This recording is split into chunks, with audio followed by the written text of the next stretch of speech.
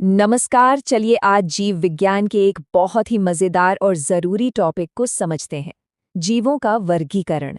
देखिए, हमारी पृथ्वी पर लाखों करोड़ों तरह के जीव जंतु और पेड़ पौधे हैं, है ना? और इन सबको समझना, अरे ये किसी बहुत बड़ी चुनौती से कम नहीं है। तो आइए मिलकर इस चुनौती को एकदम आसान बनाते हैं। कभी सोचा है, इतनी इतनी ज्यादा डाइवर्सिटी को हम कैसे पढ़ेंगे, कैसे समझेंगे?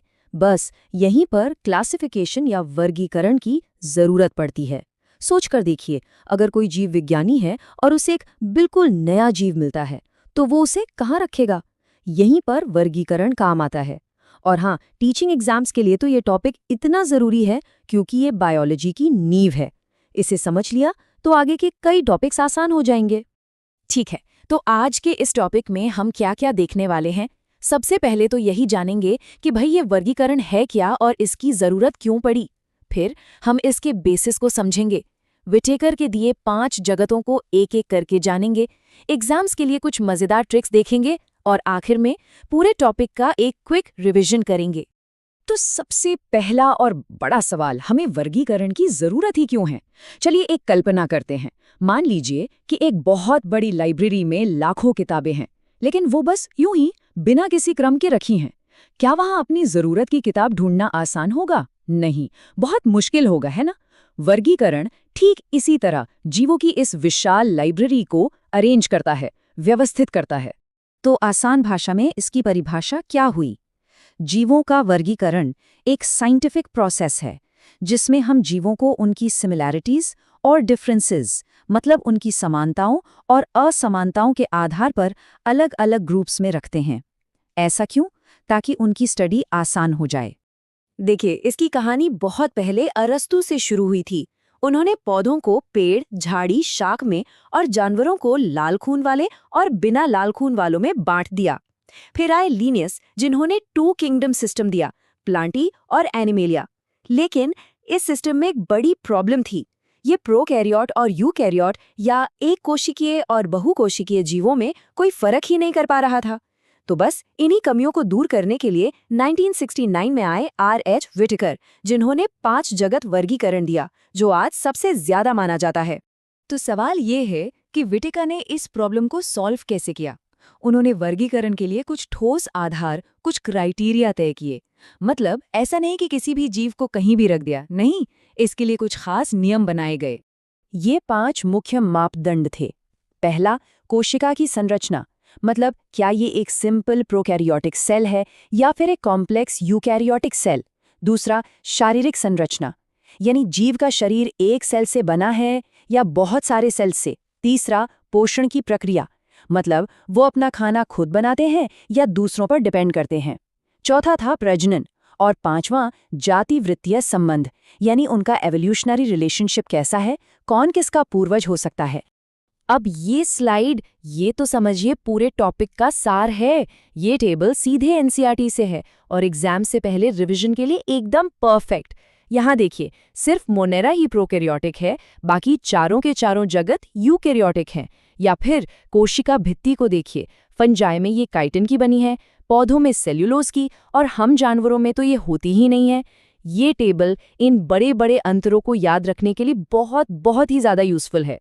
तो चलिए अब इन 5 जगतों को एक एक करके समझते हैं। याद रखिएगा, हर जगत की अपनी एक खास पहचान है जो उसे दूसरों से एकदम अलग बनाती है। सबसे पहले है जगत मोनेरा। इसमें सारे प्रोकैरियोटिक जीव आते हैं, मतलब बैक्टीरिया। ये एक कोशिकीय होते हैं और लगभग हर जगह, जी हाँ हर जगह मिलते हैं, गर्म पानी के झरनों से लेकर गहरे समुद्र तक। और एक मजेदार बात पता है, ये पृथ्वी पर जीवन के सबसे पुराने रूप हैं।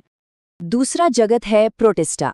इसमें एक कोशिकीय लेकिन यूकैरियोटिक जीव आते हैं, मतलब इनके सेल में एक वेल डेवलप्ड न्यूक्लियस और दूसरे कोशिकांग होते हैं। इस जगत को ना अक्सर विविधताओं का डिब्बा भी कहते हैं। क्यों? क्योंकि इसमें बहुत अलग अलग तरह के जीव हैं और ये जगत बाकी के 3 कॉम्प्लेक्स जगतों के बीच एक लिंक की तरह काम करता है। तीसरा जगत है फंजाई, यानी कवक। ये यूकैरियोटिक होते हैं और ज्यादातर बहुकोशिकीय होते हैं। हाँ, यीस्ट एक अपवाद है। इनकी सबसे खास बात जो एग्जाम में भी पूछी जाती है, वो है इनकी कोशिका भित्ति, जो काइटिन की बनी होती है। मशरूम तो हम सब जानते हैं, लेकिन पेनिसिलिन जैसी लाइफ सेविंग एंटीबायोटिक्स भी इसी किंगडम से आती हैं। चौथा जगत है प्लांटी, यानी हमारा पादप जगत। इसमें सभी बहुकोशिकीय यूकैरियोटिक पौधे आते हैं। इनकी सेल वॉल सेलुलोज की बनी होती है और इनमें क्लोरोफिल होता है, जिसकी वजह से ये अपना खाना खुद बनाते हैं। ये हमें सिर्फ खाना ही नहीं देते, बल्कि वो ऑक्सीजन भी देते हैं, जिसके बिना हम सांस भी नहीं ले सकते। और पांचवां और आखिरी जगत है एनिमेलिया यानी जंतु जगत। इसमें हम और आप जैसे सभी बहुकोशिकीय यूकैरियोटिक जीव आते हैं। हमारे सेल्स में सेल वॉल नहीं होती और हम पोषण के लिए पौधों या दूसरे जंतुओं पर निर्भर रहते हैं। इस जगत के ज्यादातर सदस्य एक जगह से दूसरी जगह जा सकते हैं और यही बात इन्हें पौधों से अलग बनाती है। तो अब सबसे ज़रूरी बात कि एग्ज़ाम के टाइम इन पांचों जगतों के नाम सीक्वेंस में कैसे याद रखें।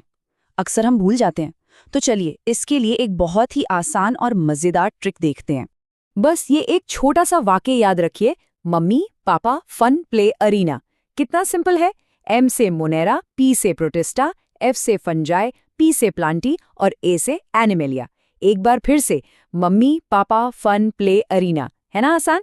चलिए, अब तक हमने जो कुछ भी सीखा है उसे फटाफट से एक बार दोहरा लेते हैं, ताकि ये सारे इंपॉर्टेंट पॉइंट्स एकदम दिमाग में बैठ जाएं। तो इस पूरे टॉपिक का निचोड़ क्या है, आइए जल्दी से देखते हैं। वर्गीकरण क्यों जरूरी है?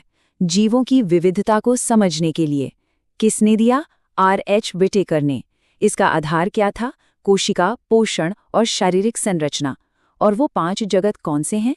मोनेरा, प्रोटिस्टा, फंजाई, प्लांटी और एनिमेलिया। बस इतना याद रखना है। लेकिन रुकिए, एक पहेली अभी बाकी है। हमने 5 जगतों की बात तो कर ली, लेकिन वायरस, विरोइड्स और लाइकेन का क्या? विटेकर ने इन्हें अपने वर्गीकरण में कोई जगह क्यों नहीं दी? जरा सोचिए और इसका जवाब जानने के लिए और गहराई से पढ़िएगा। उम्मीद है कि जीवों के वर्गीकरण पर ये जानकारी पसंद आई होगी। अगर आप चाहते हैं कि हम ऐसे ही और विषयों को आसान बनाकर लाते रहें, तो इस प्रस्तुति को लाइक करना, अपने दोस्तों के साथ शेयर करना